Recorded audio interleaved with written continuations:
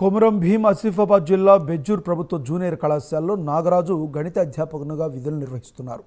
Contract పద్ధతిలో పనిచేస్తున్న అతను మే 4 ప్రభుత్వ నిర్ణయంతో రెగ్యులర్ అయ్యారు. కానీ అక్కడే నాగరాజు అసలు విషయం బయటపడింది. పై అధికారులు నాగరాజు సర్టిఫికేట్లు పరిశీలించగా నకిలీవని తేలింది. దీంతో కమిషనర్ నాగరాజు పీజీ పత్రాలు నకిలీవని బెజ్జూరు ప్రభుత్వ కళాశాలకు ఉత్తర్వులు పంపారు.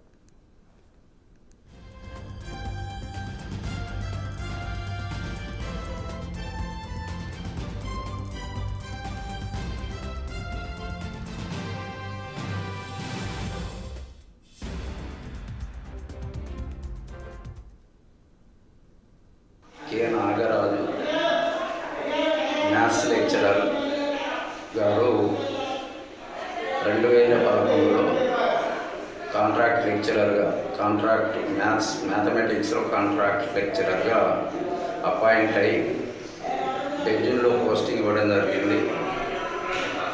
అప్పటి నుండి వారి విధులు నిర్వహిస్తున్నారు.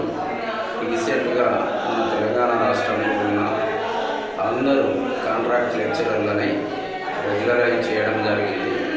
రెగ్యులరైజ్ చేస్తున్న టైంలో వారి యొక్క సర్టిఫికెట్లను కమిషనర్ గారికి పంపించడం జరిగింది వెరిఫికేషన్.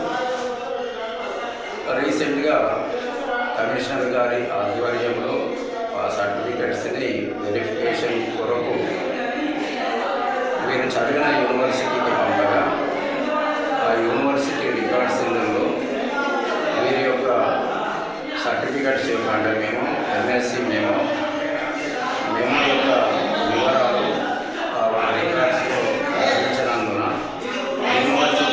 యూనివర్సిటీ అధికారులు ఇతని యొక్క సర్టిఫికెట్స్ ఫేక్ అని ఇన్ఫర్మేషన్ని ఇంటర్మీడియట్ కమిషనర్ గారికి పంపించడం జరిగింది.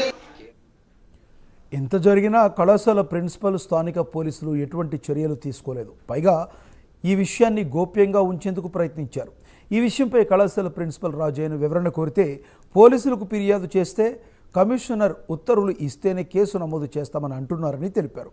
నవంబర్ 29న ఉత్తర్వులు వచ్చినా ఎందుకు నాగరాజుపై చర్యలు తీసుకోవడం లేదని పలువురు ఆగ్రహం వ్యక్తం చేస్తున్నారు.